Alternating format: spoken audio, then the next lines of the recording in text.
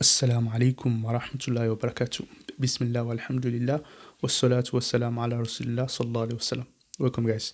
Today we're going to be talking about why the Arians were condemned for saying that the sun was created. And what was the church fathers? What was their own way out of this? They said the sun was caused, not created. What does that even mean? Made? They said the sun is not made, the sun is not created, but it was begotten. Okay, what does the meaning of what is this begotten stuff and all of that?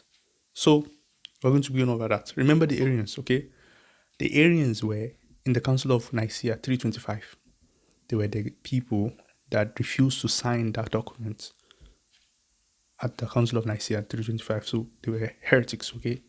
Now, something you need to understand about this is that it's not always as it seems. If you see someone talking bad about the Arians, maybe because they don't actually have access to their works.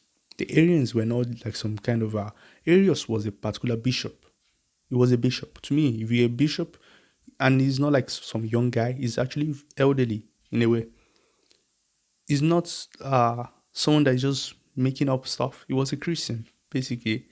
And his views about the whole thing is not the only person at that time that had this kind of view. People need to understand that. Now, what did he say? Before I go further, let's just read this verse of the Quran. In Surah Al-Araaf, when Allah subhanahu wa ta'ala said,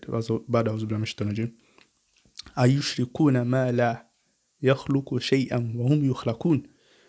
Are you associating partners with Allah or worshipping those that didn't create anything and they themselves were created?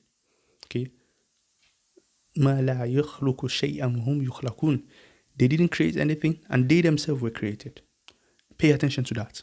Now, this verse applies to any being whatsoever. As long as it's not Allah, all of them are created. The angels, everybody, everything else in existence apart from God, they are created. Therefore, we cannot call them gods. We cannot ascribe worship to them and all of that, right? Now you see that we are talking about creation. The church fathers are saying, you see, the Son of God, the Son is not created.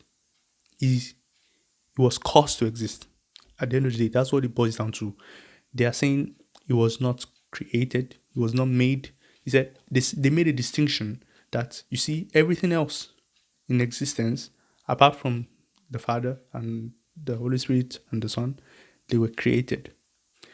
Only the Son and the Holy Spirit, they are not created. They were caused to exist. Only the Father is uncaused, uncreated. The Son and the Holy Spirit, they are uncreated, but they are caused. You see that very subtle distinction. Now, does that really actually do the job? And by the way, let me just, the Arians were saying, see, they wanted to give the Son so much high status, So they said, you see, the Son is created, but it was the first one. It was the first creation. So they said, the Arians were saying, the Son is the first creation. And actually, you find some places in the Bible where you see something similar to this. So they are saying, we are not saying that he's just a random person. It was the first creation. In fact, it was through him that everything else was created. Some of the Arians will concede to that. They will agree that, you know what, the Son's level is so high that but he was created. We can never deny that. So they are saying, you can say everything, but in fact, some of them even agree that it was deified, meaning it was raised to a level of like a god. Some Arians would actually agree to that. But he's not the Father. That's all they wanted to say. He's still subordinate no matter what. So the point is that the Arians are saying he's created. Now the church fathers, what did the church fathers say? The church fathers, they said, look at these Arian guys. They are saying, what is the difference between the first creation and the rest of the creation? The church fathers said this. They are saying, you are trying to make it sound nice.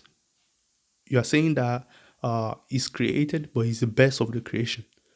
We don't care about that. Whether you are the best of creation or you are the first creation or you were created later or something, you are all creation. That's what the church fathers are saying. That see, no matter what, you're still a creation, and we will agree to that. Fine, but the point is they condemn the Arians based on this idea. Now, this is where the problem is. The Arians were condemned for saying that the Son is created. Okay, even though the Arians will say that it's different from other created beings, because it was through him that all others were created, and he was the first of all creation, and even that he was deified. Now, we can use the same argument against the church fathers, because the church fathers are saying that the Son and the Holy Spirit were caused. Remember that other video I made telling you about William Lane Craig and Dr. Ryan Mullins? They are moved away from this because they see it as subordinationist. Anyway, so as long as the church fathers have accepted that, you see, the Son and the Holy Spirit, they are caused to exist. They are caused to exist. Do you want to, bro, think about that. Caused to exist.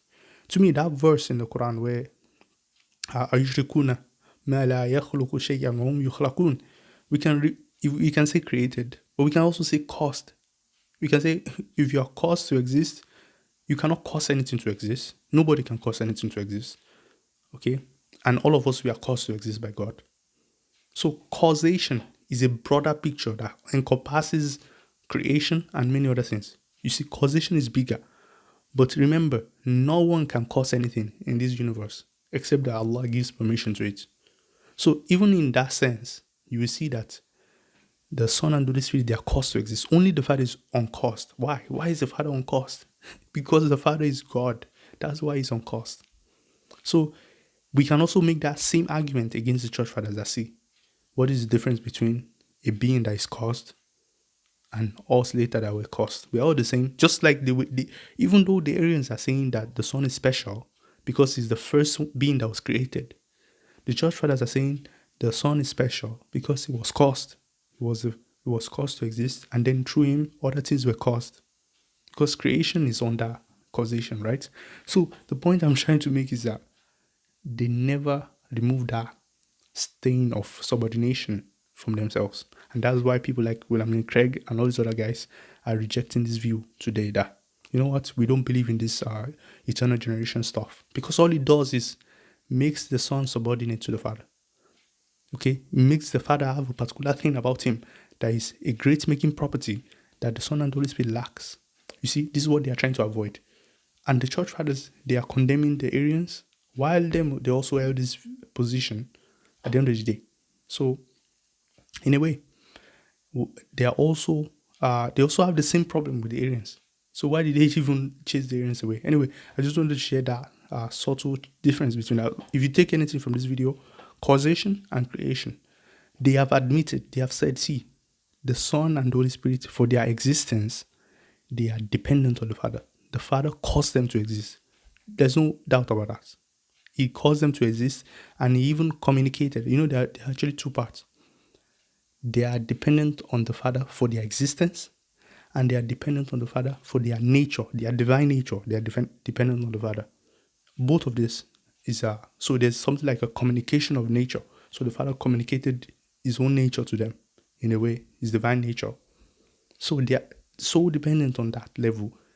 You see why I think while they are trying to attack the Arians, they can just make the same argument. And you see, by the way, all of this is just power struggle. The one that won out is the one that became dominant at the end of the day. It's not like because the argument was stronger. No, the Arians had strong arguments, but these guys had the emperors behind them, and they were dominant over the years, and just like that, they became the popular view. So I hope you benefit from this video. See you guys. If you have any questions, put it in the comment section. See you guys later. Assalamu alaikum wa rahmatullahi wa barakatuh.